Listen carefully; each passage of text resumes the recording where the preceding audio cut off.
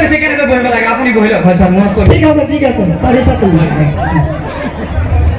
তোমাক কেইটামান প্ৰশ্ন কৰা হ'ব হয় স্যাৰ শুনিব পাৰে যেহেতু ইণ্টাৰভিউটো সাকসেস হ'ব হয় ঠিক আছে মই প্ৰশ্ন কৰি আছো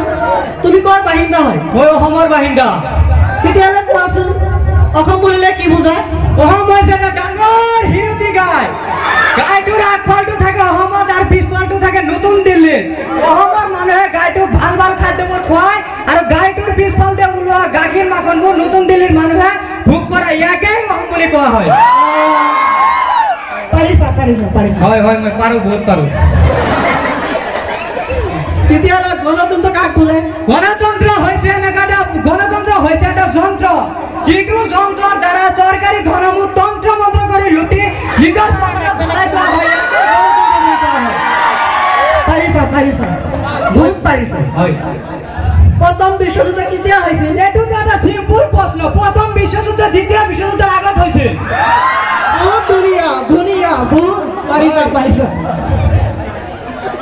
দ্বিতীয় বিশ্বযুদ্ধ কেতিয়া হৈছিল এইটোতো আৰু দ্বিতীয় বিশ্বযুদ্ধ প্ৰথম বিশ্বযুদ্ধৰ পিছত হৈছিল বহুত ধুনীয়া উত্তৰ পাৰিছা ভাল তুমি প্ৰিপজিশন ভাল জানা নাই হয় এইবিলাক পাৰো মই ইংৰাজীত মই টাইগাৰ মই পাৰো ইংৰাজী তেতিয়াহ'লে কোৱাচোন অৰেঞ্জৰ আগত কি বহে বহে পাৰিছা মই পাৰো নহয় মই টাইগাৰ আৰু হোটেলৰ আগত কি বহে হোটেলৰ আগত পাঁচটা বজাৰ দোকান বহুত পাৰিছা তুমি যে ইমান ধুনীয়া এনসাৰ দিব পাৰা